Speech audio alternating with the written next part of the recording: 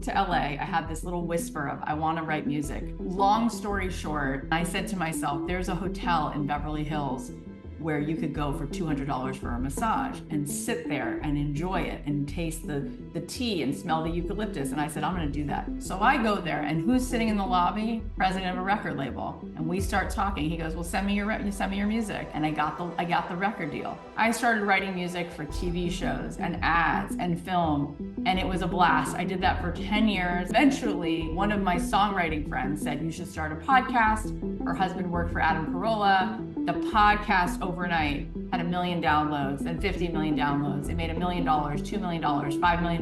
And then I realized sometimes God gives you a breadcrumb, and if you let go and surrender how it has to look, it's so much better. It's so much better than anything it would have been if you would have just white knuckled it, and tried so hard to get it to be your way. When it comes to your storyline, you started off telling me all these cool things about post-college. You went out to Jerusalem. You studied for 3 years out there. And then you came back and kind of broke into the music industry. Walk us through what drew you to go to Jerusalem and kind of what you were searching for and working on right out of college there, because I think it's such a great start to everything that you've had in your abundant life and your abundant message. Yeah, thank you so much.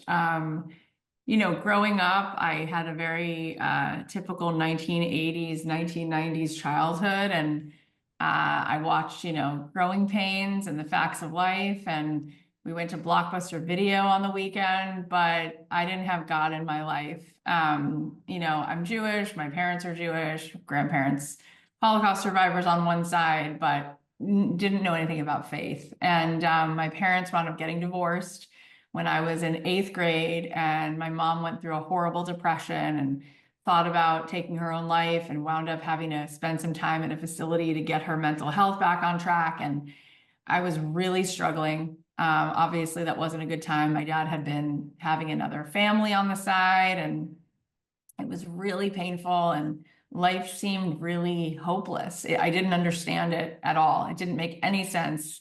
There was no purpose to life. It felt like there was no meaning to life.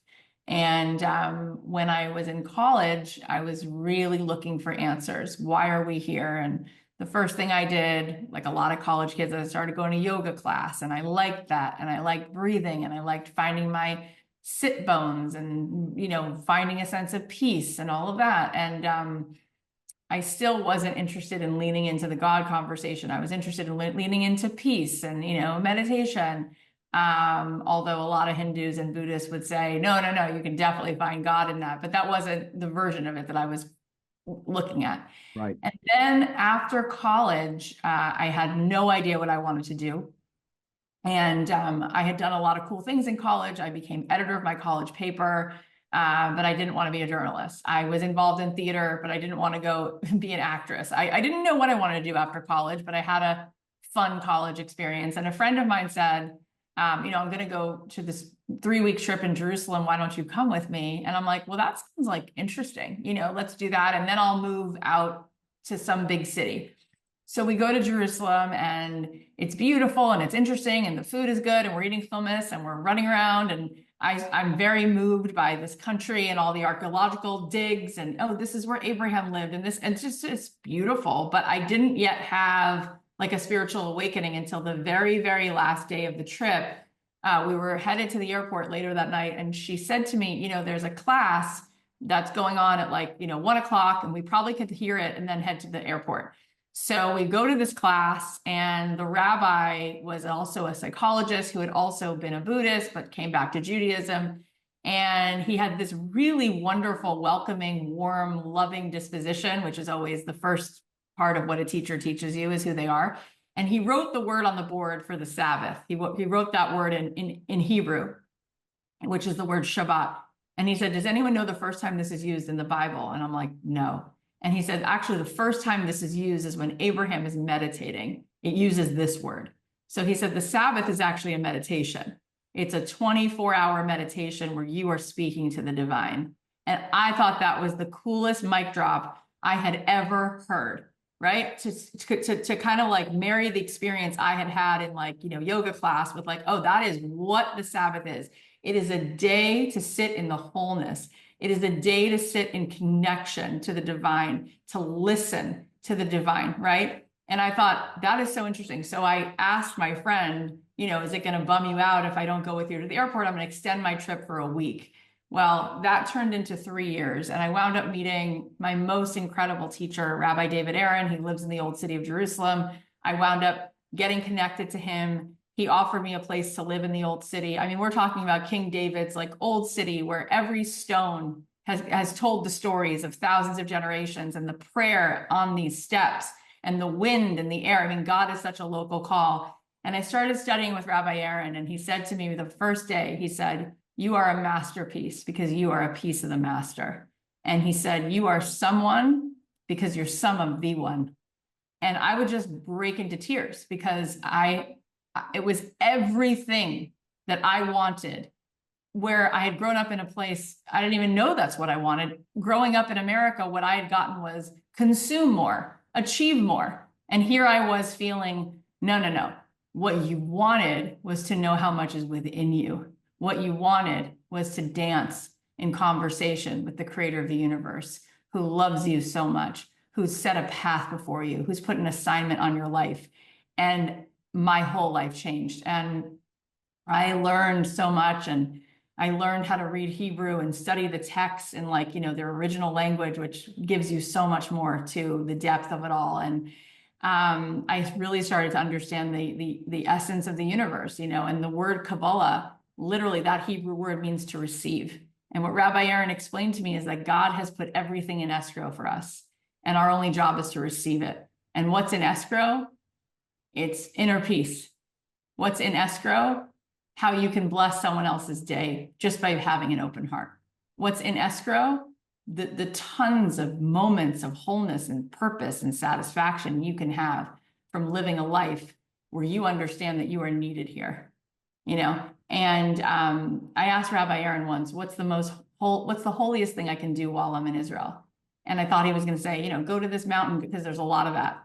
He said, I'm going to give you an address. He hands me an address. He says, this woman is a widow. I want you to go and ask to do her dishes. And I just burst into tears. He goes, the holiest thing you can do every day is look for where you're needed. You can love another person into life. You have that power. You can literally change the world for one person every single day. That's how powerful you are. That's how needed you are. That's how much God's light will pour through you if you choose to be a vessel for that light. And so, of course, that completely changed me. And growing up, I had always loved writing music. So the long story short is when I left Israel, I just felt like I had this message. God had given me this gift to write music, and I came to LA looking for a record deal. And long story short, I wound up using my voice on a podcast, which I started in my closet, knowing nothing about nothing. And the Talmud says that words from the heart enter the heart. And I just started to speak. And having no Instagram, no social media, nothing, it landed. And 55 million downloads later, 2 book deals later, I just feel incredibly humbled and honored that I can start sharing the wisdom that I've been collecting over the years, and helping people find their way back to what's inside of them. That's a great story, first of all, and well worth the third go. So I think what's really interesting though is it's amazing what we can do when we build that strong foundation of purpose beyond ourselves. In my life. I grew up in a very big Italian Catholic family, and so very similar to our Jewish friends. We have similar cultures, all the family, the backdrop, the grandmothers are Very, essentially very the similar. same. Yeah. Yeah. I So love when Sebastian Maniscalco talks it's my about favorite. Catholic. I'm like, it is exactly the same. He's like, why don't you just let the Italians Do the cater? food. Yeah, yeah. Let the Italians cater. You can handle the storytelling, and we've got you covered. Like, I get me some bread and meatballs Yeah, I need to sit down and dip and something dip. immediately. I'm Don't obsessed. pass me a pamphlet first, right? So I'm it dead. I love it. Our family sends that all the time. I love Same, Sebastian Maniscalco. It's hilarious. same. But I think the point is that you went through this journey. I was blessed that my parents were together. And in the 80s, growing up, like almost 50 to 60% of your friends had divorced parents. So I went to Catholic school and it was still like that. So it was very challenging. And as I got older, what I found really interesting was I was an altar server. I had a great experience. I was very spiritual. I always felt connected to something bigger than myself. I always felt the need to produce Yeah. for others, to help Yeah. others. This is an internal drive my whole life. And as you go through life, sometimes you find yourself kind of teetering away Hmm. from what that is. And I would let's say I'm going through a major job change or I don't know what I want to do, and I would find myself at like midday mass at 21 years old, Yeah. 5 consecutive weeks in a row because I just don't know what I'm going to do. And I don't even know why I'm there. I'm skipping my lunch. Yeah. And all of a sudden, everything opens up for me. To your point, every path I've ever had, every challenge I've ever had, when I found peace with God, when I found moments to pray, to Hmm. meditate, I'm using air quotes for those that are listening, but any level of connection has Yeah. provided me that path. And you look back on your life, what you basically just said, and you're like, you don't even know how these things are connected, but then they're just this linear line of exactly where you're supposed to be. And Yeah. I really I love that part of it. And Ah, it sounds like you really found what you were looking for, and it's led you to this abundant life that now you want to share with people. You want to share that it's not a secret. It's something everybody can find. yeah. I mean, by the way, it's so interesting because people are really into Dr. Joe Dispenza's work lately. I don't know if you know that. I And am. I had I know. breakfast with him a few years ago, and he's like, I grew up Catholic and I'm just a boy in love with God. He's like, I'm using all this language now so people can find their way to it. He goes, but really, I'm just a boy in love with God. And we live in LA and we've been neighbors with Bobby Kennedy and his wife, Cheryl Hines. So we're quite close with them. And his Catholic upbringing has saved his life over and over again. And so it like brings me to tears because I cannot imagine what it would be like if I didn't have a relationship with my creator. And I think, I was talking to Deepak Chopra about this, and he said the second biggest cause of death in children, meaning people under the age of 18, is suicide. And he said, I think it's because they don't know that they're a soul and they don't know that there's a creator of that soul. And he said, that is a failure of our civilization that we have not instilled that. And my rabbi was once on Larry King with Deepak. It was Billy Graham's son, Marianne Williamson, Deepak Chopra, and my rabbi, and they all finished each other's sentences. And they all said, we are saying the exact same thing. And I love that. And that actually, I wrote that in my book, that all rivers of truth lead to the same ocean, and that is one source. And we are all seeking, right? My rabbi says we all have a God-shaped hole inside of us, and I think that's something that other people say as well. But yes, I think what's fascinating is, and I talk about this in the book, what people have told us, and they mean well, is how hard life is, right? And that if you actually want to succeed at life, you got to work hard, you got to sacrifice, right? That's kind of what they say. And what I believe to be true is when you learn what I've learned about the way God created the world and created us, no, it's actually, there's a lot of ease to the way he will set your path before you. But what is required is for you to be available for the mystical, right? And I'll give you a great example. Like, you and I just had this interaction. We couldn't get the thing to record, but both of us are people of faith. So I'm not even here for wherever I'm going, I always know whatever I think I'm there for, God has a different reason for me. So I don't care. I don't have an agenda. Right. Okay. Why is that so important? Because that's everything, right? Like, when I said earlier, you could change the world for one person every day, my rabbi said, everyone wants to change the world. Well, you're not being asked to change the whole world, but you are being asked to change the world for one person every day. And God will send you those people. And if that becomes your mission, you'll go to sleep every night feeling that you served. So what I'm saying is, I'll give you an example. I start the podcast. Okay. I don't know anybody, not worried about it. I heard the call, Kath, start a podcast. I'm like, all right, I'm going to trust this whisper, right? I'm going to go for it. Now, by the way, people will say, well, I don't know. I don't hear that call. I'm like, yes, you do. You'll get nudges, right? We all get nudges. The question is, do you have the courage to follow the nudge, or do you go into your analytical mind of how's this going to happen? God's not worried about the how. Okay. God's worried about you following the nudge. The question is, are you on your flight path? Are you adrift from what you know your flight path is? We always know what the flight path is. It's just the courage to choose what that flight path is. And it might be inconvenient sometimes, but okay. So I decide I'm going to start this podcast. Don't know anybody. A friend of mine, a few weeks later, she says to me, you should go to Podcast Movement. I'm like, okay, what's that? She's like, it's a conference. I go to this conference. Everyone's got business cards. I don't have business cards. I'm walking around this room feeling like this isn't my energy. I don't usually do schmoozing and network. I just want to meet people when it's genuine, right? Not when I'm like, okay. So I say to her, who is everyone trying to meet? She goes, oh, they're all trying to meet people at Apple Podcasts because those people could get you featured. I'm like, well, that doesn't seem like something I want to be a part of. I said, when does the conference begin? Like all the panels, you know? She goes, the networking event ends in an hour. I said, great, I'll meet you back here in an hour. I leave the conference. I go to a different hotel in Anaheim. I sit down, order an iced tea, having a nice moment, finally feel a little bit more grounded. This man sits down next to me. We're both wearing the same badge.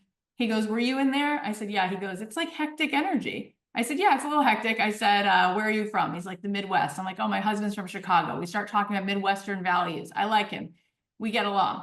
45 minutes later, he hands me his card. He goes, I'm the head of Apple Podcasts. Would you like to come I'll tour you around, you know, where do you live? I said, you know, what's crazy? I said, your address for this office in Culver City is on the exact same street as my daughter's kindergarten at the time. I go, I park in front of your building every day. And I've always wondered, what building is that? Because there's valet parking, but there's no sign on the building because Apple's very incognito. He goes, oh, that's us. I see your school from my window. I go, cool. I'll be there tomorrow morning. So I have breakfast with him. He becomes my mentor. I am telling you, when you set down how hard you think you have to prove yourself and earn, and instead you're just constantly looking to be in a state of wholeness, grace will find you every time. That's what I'm trying to say. I'm going to give you one more story because people can like say, oh, I don't believe in this. Let me tell you this. I'm looking for an apartment. I moved to Los Angeles, right? I'm 24 years old. I just get here. Don't know a soul. I find an apartment. It's a little more than I want to spend, but I figure I'm going to get a job right away, right? 'Cause I don't have parents that help me. That's fine. Made me more resilient. Anyways, so I find an apartment. I'm walking out of the apartment and there's a woman who I don't know. She walks up to me and she says, are you looking at that apartment unit? I said, yeah. She goes, well, I live in the unit next door. And I just want you to know every girl who rents that apartment gets married. And then they change the apartment every year because you're going to get engaged if you move in there. I said, are you kidding me? She goes, yeah, of course you are. I'm just telling you, it's a funny thing. So I say to the landlord, I'll take it. Okay. So I move in there and I say to my sister, who's 3 years older, you should live here because you want to get married. It was like her job in life to get married. I go, you should live here because it has a good energy, good mazel. You're going to get married. We move in. Within that year, I start dating a guy. The guy I start dating is the son of the woman who told me that. I wind up marrying him and have 3 children. Okay. Now, I wasn't looking for that, right? My sister was like, nuts. I'm 20. She was like 28 at the time. I'm 28. I'm not married, blah, blah, blah. And, you know, God bless her. She's still not married. She's still looking for it. But you know what's interesting? What I'm saying is when you're satisfied in the moment you're in, you invite a miracle. What I'm saying is when you're not feeling lack, when you're feeling the feeling of being blessed to be wherever you are is the right place at the right time, you're available because you become such a blessing to yourself and to others. So the book I wrote is about the idea that everyone has these lists of things that they want. They want to manifest a house, $10 million, the love of their life. Great. The best way for you to create that is for you to tune to the radio station in yourself that is a love song where you are blessed because everybody starts to hear that music coming out of you. But when your radio station inside of your soul is playing lack and self-doubt, you will push everything away. And you will not realize that the quickest way for you to meet that guy from Apple Podcasts is just go get an iced tea, right? Do you see what I'm saying? Oh, Like, I'm complete. This has been my whole life. So you're describing things that have led me in my life to the exact same um, surrender. The word is surrender. Like when you surrender your path, like my problem when it was a problem was I was trying to so hard to chart yeah, my own path. I describe it a lot of times as I was on my back punching up at the world, trying to figure out why, why, because I didn't come from an abundant mindset. I didn't come from you could be anything. I was going to be a cop or a teacher. Like that was the world I came from. And I'm very proud of my parents and I'm proud of the upbringing. sure, But I started to look bigger and I started to see the impact you can make. And little things like you just described, like major connections. But I'll give the simplicity of a moment where, I have a flat tire. It's in my book. I talk about this just brief moment. I've been on the Boys and Girls Club board. I started a wine festival, 15 years ago. We donated, over 2.8 million to local charities right here in our Chesapeake area. Super. The best part of it though has been the charities we become close with because I'm on the board at Boys and Girls Club and I've been all these connections, right? But my friend Leah calls me or texts me when there's a problem that she doesn't want to bring. She doesn't want to make it a big issue, but there's something that she wants to see if I can help. And she sends me a quick text. I need $300 to help a family. Now I'm sitting at my desk. My partner has just made a mistake that's going to cost us a lot of money in our business. My tire was flat. I've driven around to three places. Like I was having again, air quotes, bad day. And my head is on my desk and my phone beeps and I look at it and Leah says, so I call Leah and I go, "Hey, tell me about the family." She said, "They're homeless after today. It's raining tonight and she has a job. It's off by a cycle. I need $300. Do you think I should go to the board for that?" And I just said, "Send me your Venmo." I Venmo her $300. I don't worry about it getting to the family. I know it's going to go in the right place. She calls me crying. Immediately, my partner walks in and says, "Hey, I was able to fix that mistake I made." yeah, Like immediately. And then 5 seconds later, everything in my day switches. And so what I call this is my habit of daily impact. So one of the things that I do that I love just tell that. myself is I create a habit of daily impact where it starts with a Mm, smile in the elevator. It starts with holding the door for someone. It starts with complimenting the cashier on her nails or the guy asking him about his college or what he's doing in his life and having connection with people, and love it each so much. moment builds upon the next. And what it does is it goes back to your point, which was life doesn't have to be hard if we choose to A, open ourselves up, which is what you were saying, Yep, B, get connected with something bigger than yourself, because when we're not connected to God and that power of purpose, we're missing the 100, link and we're searching constantly for it, which means we're trying to buy shit and we're trying to do things and yep, we're not able to connect, even have conversations with people that disagree with you. I want to yep. tie in one more thing. Bobby Kennedy is super interesting to me because I'm in this group called Genius Network, and it's all these entrepreneurs. So I saw Hal Elrod wrote a blurb on the back of your book, and Hal's been in our Genius Network. He's an awesome person. I Yeah. don't know him well, but I've met him a couple times, and he's always been super kind. And I met him the first time I ever went to that meeting. But Bobby was brought into the Genius Network when he launched his presidential campaign, and I remember thinking, I don't know how much I agree with Bobby. I don't know. And then Give it and then time. Give it and then time. all Stick of a around. sudden, he talks and he's Oh, talking about his faith and he's talking about the very he's things you so said. brilliant. It's journey, and he says I get on my knees every single night to change Every the health. day. Yeah, to change the health of this country. And you talk about changing the world.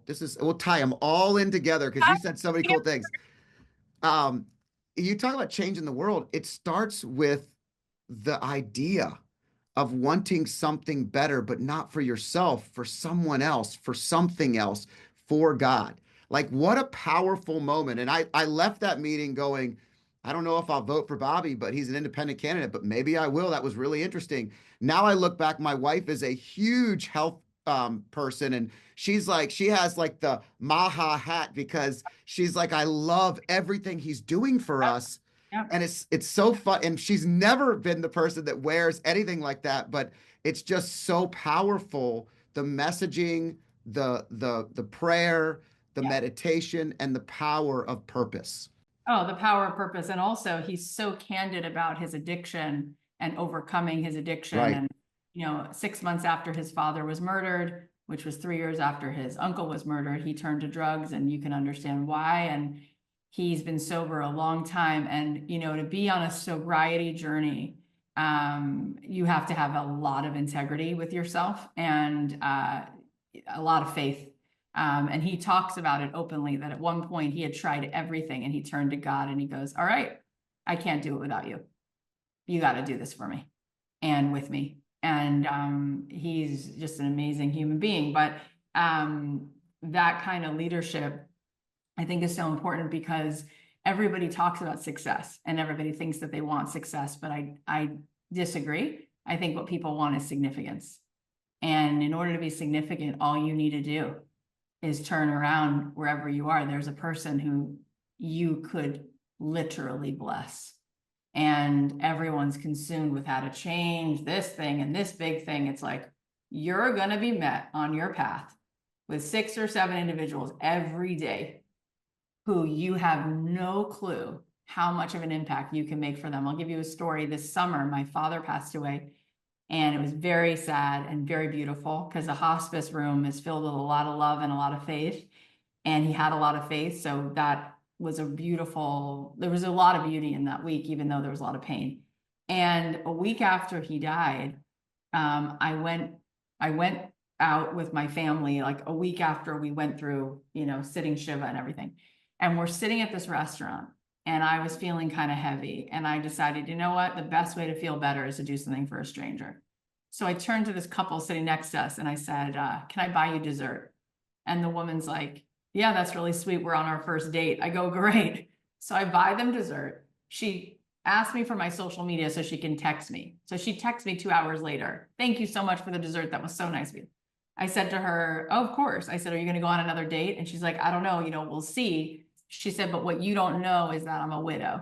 And she said, this is my first date in 5 years. And I'm telling you, she said, when you did that, no one's ever bought me dessert. And I knew my late husband sent you because he's telling me he's giving me the love and permission to do this again. And she's only 45. And it breaks my heart. And I said to her, I have chills all over my body right now. Yeah, that's amazing. And watch this. I said, what's crazy? That was my first night out since several weeks of being in the hospital, then hospice, then my dad died. And I said, my dad died on July 3rd. And she said, you know what? My husband died July 3rd, 5 years ago. Now, there is no mathematical equation that makes that possible, except that what if God has put his signature on every moment of your life? And it's like an Easter egg that you can find when you decide to open your heart for no reason other than you are the recipient of that blessing. You are the recipient. So if the truth is that all we want is significance, really, we all have to sit with that for a second, because the world has sold us a lie, which says the only way you will feel whole within is if you achieve more or have more piles of stuff. Well, then guess what? It never ends. There's never enough stuff and there's never enough achievement. But if what really makes you feel whole is your level of significance every day, then when you change the ladder to not being on the wall of materialistic things or achieving things or externalizing things, but what's happening within you that you could give to somebody, that you're walking around with a treasure, right? Next thing you know, every day you're singing yourself to sleep. And you really think about the legacy you want to leave in your life, right? You want to leave that legacy. And it's amazing because if I went through every single thing that's ever happened to me, it literally happened from the power of, connecting with a person in a moment for no reason other than it feels good to do so. I mean, when you and I were first talking before we hit record officially, you said, how'd you get into the music business? And I said to you, when I moved to LA, I had this little whisper of, I want to write music. And long story short, it's such an interesting thing, but I had no money when I moved here, and I got a job on Craigslist, right, just to pay the bills. And I said to myself, there's a hotel in Beverly Hills where you could go for $200 for a massage and sit there and enjoy it and taste the tea and smell the eucalyptus. And I said, I'm going to do that. And my friend said to me, that's so irresponsible. You can't afford it. I go, you can't afford not to be in those environments. So I go there, and who's sitting in the lobby? President of a record label. And we start talking. He goes, well, send me your music. My music was okay. And I got the record deal. You know what I'm saying? But eventually I actually got dropped from that label. I went to a different label. Long story short, I wound up leaving the music business. And a friend of mine says, you should get a real job and give up your dream. And I said, what's a real job? She goes, you got to make money. You got to work in commercial real estate. So I get a book on commercial real estate, go to the Cheesecake Factory to meet my friend for lunch, waiting in a long line. It's like 40 minutes on waiting. And the guy in front of me waiting in line goes, you're reading about real estate? I go, yeah. He goes, we start talking. He goes, you have a good personality, you have good energy. I go, you have good energy. He goes, I own $1 billion of shopping centers. Why don't you just come work for me? I go, okay. 2 days later, I have a job. I go work for this guy. I work for him for 2 years. He's awesome. He's Italian Catholic. We get along really well. He's got all this prayer stuff going on. He was also going to the Kabbalah Center a little bit, which has never been my thing. I don't know. I'm a little freaked out by it. But anyway, I liked him a lot. I really connected with him. I worked with him for 2 years, and I watched him making $100 million deals. Where? On the golf course. Where? At the Lakers game. He was a blessing to people. He would, if someone said they needed a blender, he ordered them the blender. If someone said their grandmother was sick, he calls later. He goes, Bobby, what's up with your grandmother? I watched how he did $100 million deals. It had nothing to do with real estate or cap rates or returns on investments, or it was all about him, his blessing, the way he talked to people. By the way, he went to Wharton, and he was roommates with Donald Trump, which is a funny story. But anyways, so I like love this guy. So 2 years later, I said to him, I did not come to the world to work in real estate, but you've been a blessing. I got to go back into the music industry somehow, because my rabbi said to me, imagine going to a vending machine. You want to go get some chips or a Coke, and it says out of service. He goes, no one wants to be out of service. He goes, what you've got right now is golden handcuffs. You like your boss, you like your job, but you didn't move out to LA to not use your voice. You got to use your voice. So at that time, I didn't think one day I'd be coaching and speaking and writing books. I thought music, right? That's what I know how to do, is write a good song.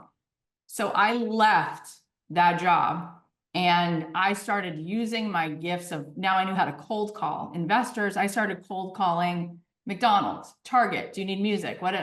I started writing music for TV shows and ads and film, and it was a blast. I did that for 10 years. I got married, had my kids. And eventually, one of my songwriting friends said, you should start a podcast. Her husband worked for Adam Carolla. I had a breakfast. They said, bada bing, bada booms, try this, do this. I'm like, all right, no one's going to listen to me. The podcast overnight had 1 million downloads and 50 million downloads. It made $1 million, $2 million, $5 million. Next thing I know, I'm like, well, I'm making a comfortable $5 million a year doing a podcast and writing books. I'm like, this is the best gig ever. And then I realized God did tell me to use my voice, but in a way that was so much cooler than writing music, because the songs I wrote for Grey's Anatomy and Dawson's Creek, they're cool songs. I like them. You know, sometimes you're walking through the grocery store, you'll hear some of my songs.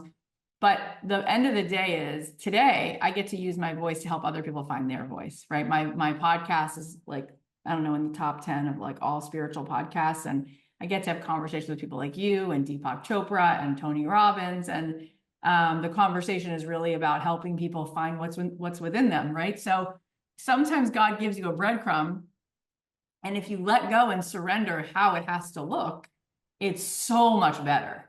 It's so much better than anything it would have been if you would have just white knuckled it, you know, and tried so hard to get it to be your way. And I look back and it all makes perfect sense, right? It all makes perfect sense, but I had to let go of what I thought it had to look like. And every single step along the way came from relationship building. And it came from not pressuring the moment to be something, but just being in the moment, talking to a person online. The best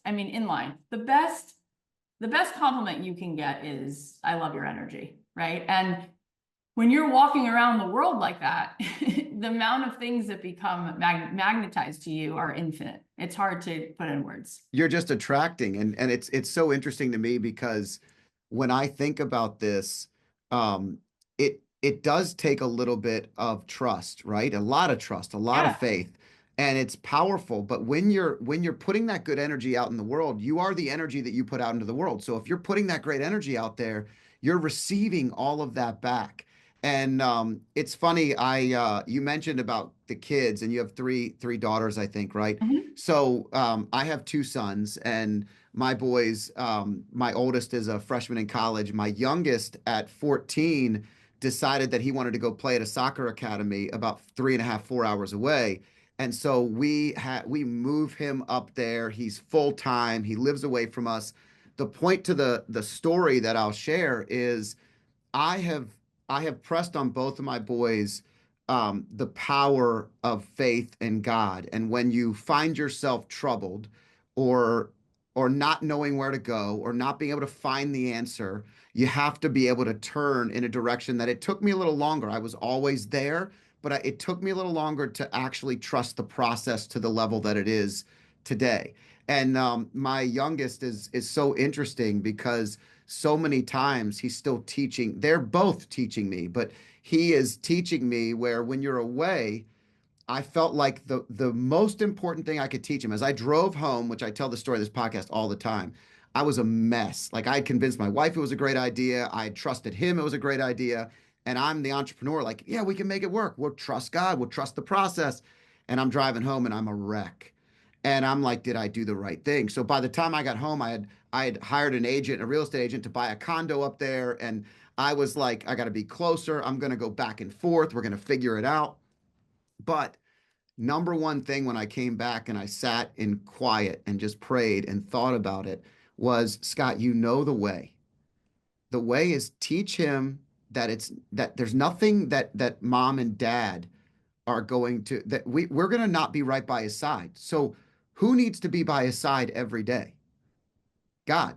So how can I do this? So, I have the Hallow app, which I absolutely love, and I downloaded it for the family, and my son uses it, and That's so beautiful. he started doing the Bible in a year. He goes to mass and Ubers to mass on a Saturday night or a Sunday by himself, and to the point where my brother and I'm telling my brother's like, there's no reason for me to miss now. I have two kids. I'm tired, but there's no reason I'm going. Like he's setting an example for all of us.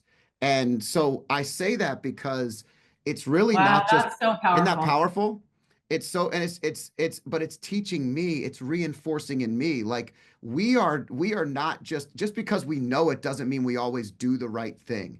So, No. that's the other thing I like to make sure my sons know that, hey, you're doing some things I wasn't doing. You're taking it a step above, and I'm so proud of that watching it. But I also know they're good. When they moved away, and as we're the ones that struggle more, like when they start leaving and you have all this empty space, it's definitely a challenge. But that's why I lean more into the podcast. That's why we're doing more traveling with them. And so, It's really, you should be so, honestly, of everything anyone's told me, that is up there in the handful of things that is truly impressive because to equip your kids with that is everything, especially in a generation where everything's online and feels very void of that.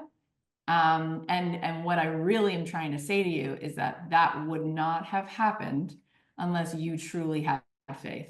Because kids don't do what you say; they only do what you've actually done. And my husband in the Jewish faith, we wrap to fill in, which is actually they're actually these boxes. One's on your head, one's on your arm. It actually is pieces of Genesis. It's like parchment, the scroll, and then you say all these prayers, right, where you kind of testify to God that he built this world and what you're, put in this world for. And my kids have seen him do that prayer every single morning. So my daughter, before we go to sleep at night, if we don't say our prayers, she goes, Mom, we got to pray. And it's not because we told her to do that. It's because we do it ourselves. yeah, you're modeling it. You have to do that, right? And it's really easy for parents to get all hot and bothered over what's going on with their kids. It's what you've shown. And if what's happening in the house is really a beautiful connection with God, it doesn't even matter what's happening outside the house because the kids will be so filled from that. They will stay, right, connected to their path, right? My grandmother always lived a block away. And even though my parents went through all of this, I look back and I'm like, oh, well, I had a grandmother who had faith. And I had a grandmother who just whispered that into my ears all the time. And whether or not my parents thought that was, enough to get in there, it planted a seed in me. And she was extremely resourceful and came to this country with the worst of circumstances and used to draw a line up the back of her leg to make it look like she had stockings because she couldn't even afford 5 cents for stockings. And she used to always say to me in Yiddish, but she would translate it like, have compassion for people because you don't know what they woke up with today. Yeah. And by doing that, she always said to me, I'm a millionaire. She wasn't a millionaire, but she used to say, I'm so rich because look what I have. And if we went to the checkout line at the grocery store, my grandmother would say to the woman checking us out, have you had a hug today? Has anyone hugged you? And people would look at her like, are you crazy? And then they would realize she meant it. And then she would give them a hug. And if we saw a couple of times, we saw like a stray animal, my grandmother would take it home. And so I learned a lot just from watching her be who she was, right? That's what I learned from. And also from watching someone who had gone through just the worst, having gone through World War II and having lost family to the worst horrors and to still have faith and to still love people. That's enough to, change your whole life. So That's amazing. I've never thought, and I think a lot of kids of immigrants feel this way. I never thought, oh, well, these are my circumstances. It was always like, okay, but look what America provides. Look what you can do. And my grandmother used to cry on the 4th of July. I mean, I could cry just thinking about that, like how Yeah. much we love this country, how much she was so proud of being here. So I feel that way, so like I always felt like we're the luckiest people in the world. Look where we get to be. Look at the opportunities available to us, right? And so all of that is what made me, turn out to be who I am, right? And so the fact that you can say that about your 14-year-old son, that's wild. Yeah, I can tell you what's most impressive, and I know we have to wrap up as well, but what's most impressive is he called to tell me a couple of weeks ago that he went to the academy director and the coach and asked if it would be okay if they prayed as a team prior to games. And so, as the captain of the team, as a leader of men, and he goes and now every game they huddle up. They had an awful tournament as a team. They had an awful tournament, but I don't like this last tournament I was down at the Generation Adidas Cup in Florida. Individuals played well, but as a team they did not play well.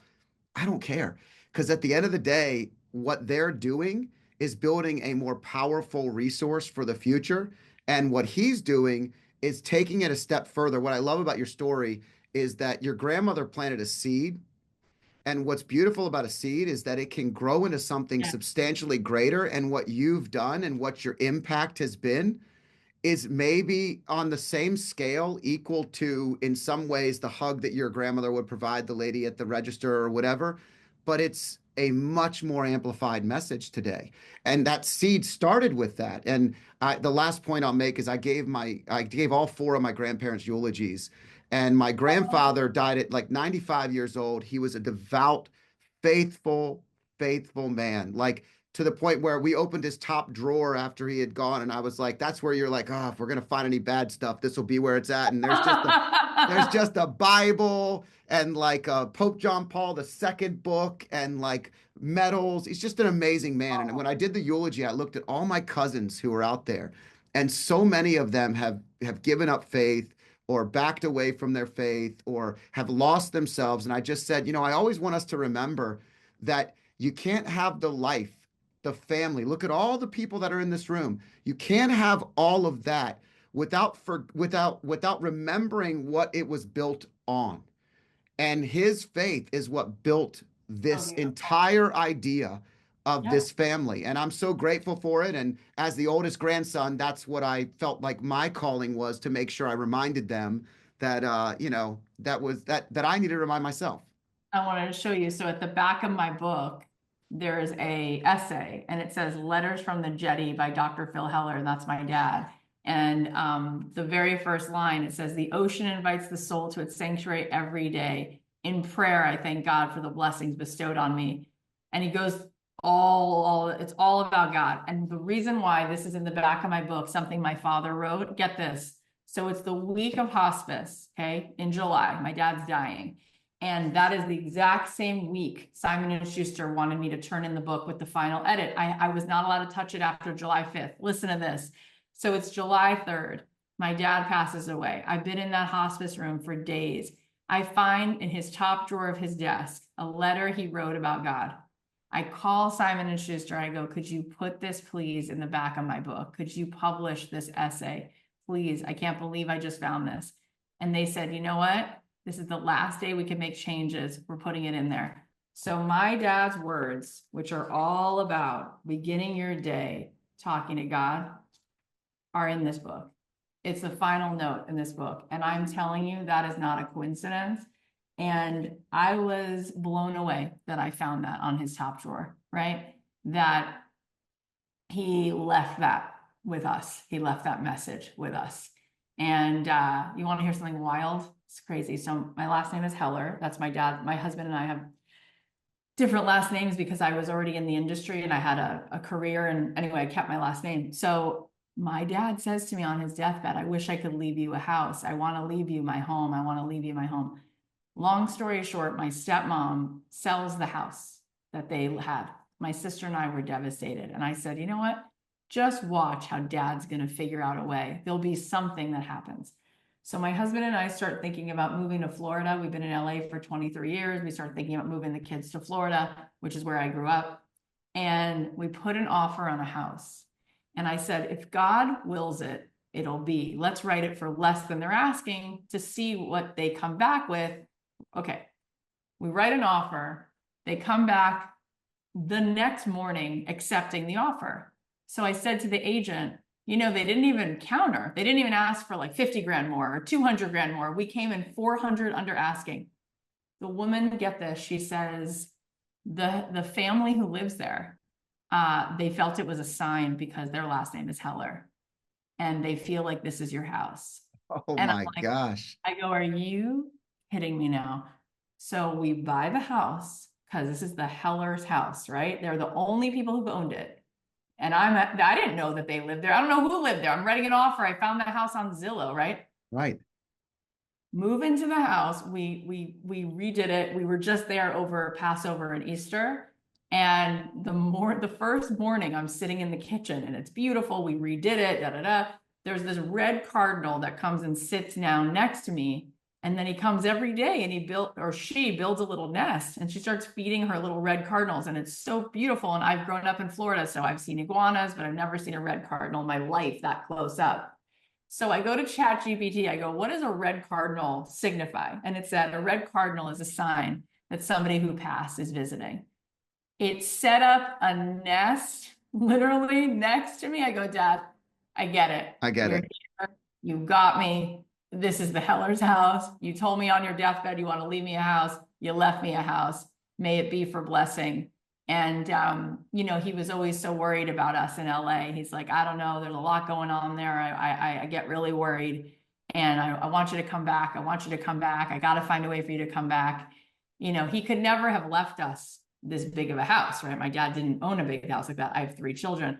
It is so wild how when you are available, God will show up wherever you allow him in. That is what I'm saying. That is what you're saying. Yes. And it's so cool too, because we tried to record this podcast and you said, let's start with God this time. And we got to go the whole way through. Oh, we got to the top drawer of your dad's dresser. I mean, that is of my grandfather's dresser. I mean, that's perfect. I think we had a great podcast. I hope it's the beginning of more conversations into the future. Cathy, how do people find you so we can wrap this up? I know your time is Whatever works. We've got a podcast called Abundant Ever After. The the book is called book. Abundant Ever After. You can go to cathyheller.com/book to grab the book with some bonuses. I'm on Instagram, but Scott, you're such a blessing. You're so cool. You're adorable. I love talking to you. I'm so glad you are out there doing what you're doing. Thank Really. you. Thank you so much for having the time with me today. I hope you enjoyed this podcast. If you liked it, there's more where this one came from. Click here and enjoy some more.